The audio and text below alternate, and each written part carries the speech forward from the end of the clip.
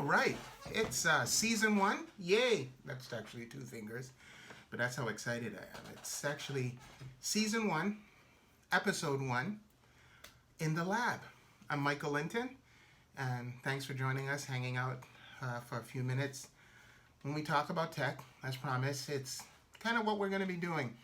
There's going to be, the lineup, just so you know, is going to be a total of 144 episodes, 12 seasons. So this kicks it off. So let's go. So let's kind of do some baseline stuff. Let's kind of build the foundation for where we want to go. And just so you know, you're going to see periodically right around here at the bottom of the screen, you're going to be seeing some email addresses, some website information. If you guys have any ideas about certain parts of tech that you want to talk about, then I'll make sure to take the time and we can delve into those suggested tech topics.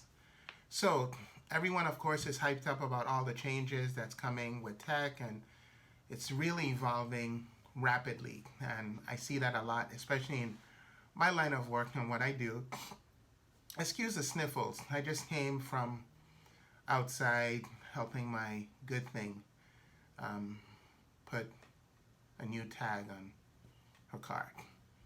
Anyway, so the pollen count was kind of high this morning, so it's really impacting me a little on the negative side, but for that I apologize. But here we are now in the lab. So to kick off season one, episode one, the one common question that I probably get the most is a lot of people always ask me, Mike, which do you think is more important, hardware or software? And I said, wow, that's a good question. But at the end of the day, in my opinion, and we can end the video right here, and that would be season one, neither is better as far as saying, well, hardware is better than software or software is better than hardware. And for some of you that have known me for a while, know that I'm a big analogy guy. So I look at it this way. Most people like a good car, good vehicle. So car, SUV, crossover, truck. So let's say you had a dream vehicle in mind. You had your color, you had everything picked out, you notified the dealer, you went on their website, and you go to pick it up.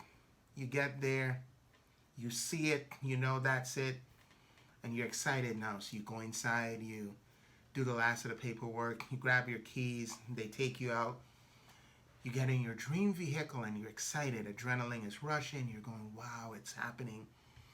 And then you see the little circle for the push button start. Obviously, push button starts.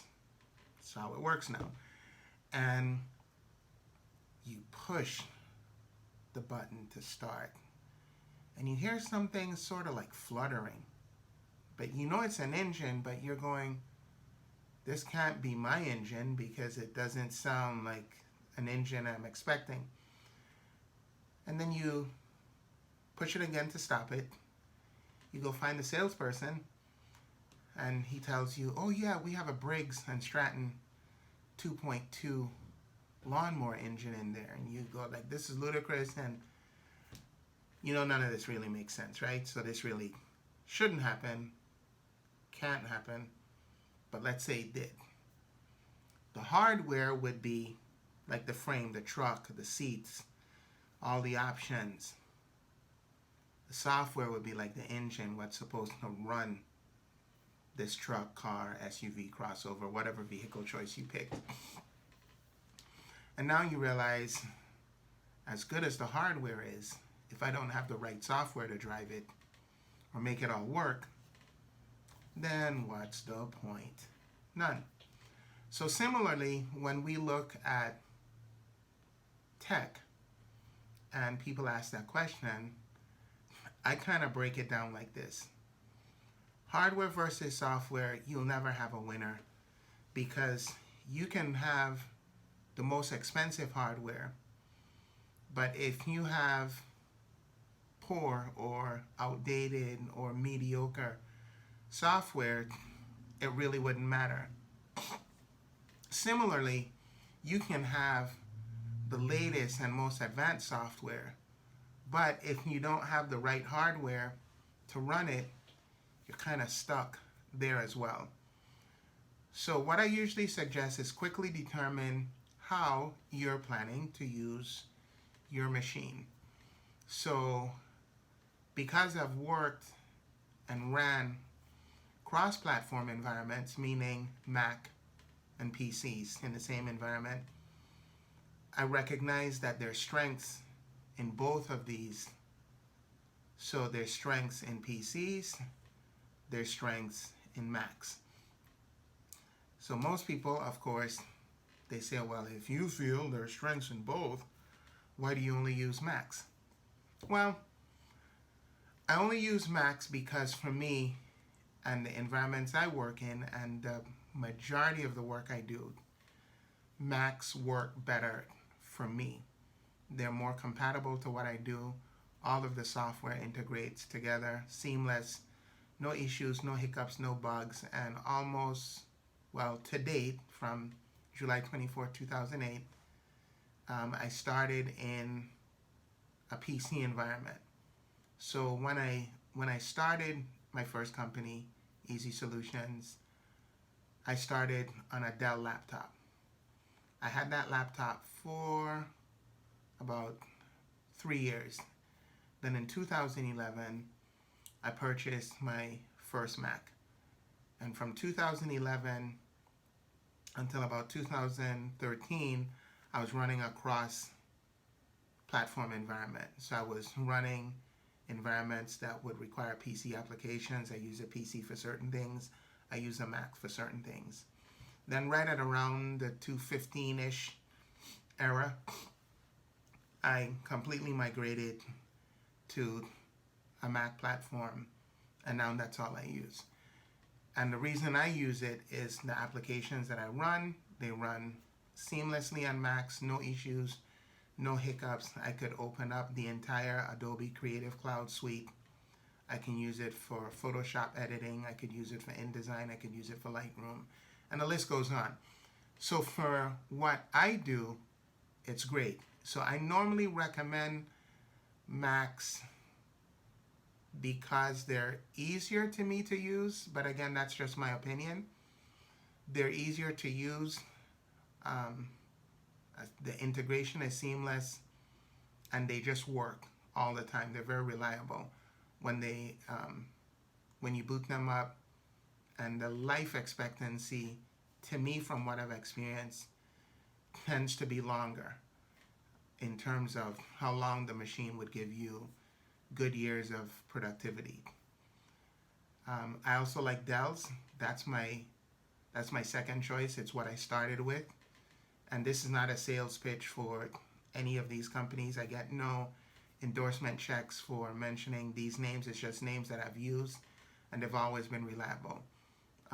My good thing actually runs on a Dell, and we always recommend Dell products because every Dell I've had was very reliable. I never had any issues, and I think they're a very stable platform as far as PCs go. The one thing I would say is no matter which way you go, always get as much memory out the gate as your budget can afford, because the more applications you open and the more applications you have using, the more memory you're going to need. And you don't want to necessarily be working and having to close out Adobe Photoshop, so you need memory to run another application, and it gets tedious after a while. So in the battle of hardware versus software, neither really could win because they both have to be compatible to some degree so you can get the best use out of your hardware versus your software. So if you integrate your software into your hardware, which of course you're going to have to do whether you buy an all-in-one system, I usually suggest optimizing it so it's best suited for your individual needs. So that's kind of my spin on it. So you want to make sure that's the route or the path, so to speak, that you would take. For me, I like good hardware first as a foundation, but I have to make sure my hardware can handle and run the software that I'm going to load onto it. So by that I mean hardware would be your memory. So a lot of applications tell you up front how much memory they recommend. So for instance, if you look at Adobe's Photoshop, just as an individual application from a whole suite of Adobe applications, they tell you out the gate that their recommendation is 8 gigs of RAM to run Adobe Photoshop. So if you bought a Dell or a Mac and you decided, well, it comes with 8 gigs of memory and that's enough for the applications I use, true. But if you then decided you wanted to launch an application similar to an Adobe Photoshop, the minute you launch it, you're now using what is the recommended amount of memory you have on your machine for this one application. So if you have any other applications out, if you're using a Mac, you might see the little spinning pinwheel, or you might see on a Dell or other PC product. So let's not forget the other ones. But you would see like an hourglass maybe spinning. That's your computer telling me like, hey, what you doing, man? You're making this hard for me. So that's why I suggest get as much memory as budget could afford when you're doing your hardware selection. All of the other things you could tweak later, but I strongly suggest out the gate doing that, because RAM is kind of like a surefire way of future-proofing your machine as much as possible. So that's our foundation. Again, remember, emails, websites, right around here, there. So if you have any questions, if you need some help, and this is totally free, so let's just get that out there. You guys know this is how I work, but anything that can help you in terms of make your next purchase easier, I'd be more than happy to. I've had quite a lot of experience now, over 11 years, going through multiple systems and getting to a place where I'm very comfortable now with the hardware and the software I use. So thanks for the questions. Thanks for asking me that question a lot. So season 1, episode 1, about to wrap up. And again, it's hardware versus software. No winner. Both have to work together as a cohesive unit of powerful synergy. That actually sounded good. Anyway, again, my name is Michael Linton, founder, owner of Easy Solutions, and also nerdybynature.app. Once again, thank you. Now it's time to go do that honeydew list for my good thing.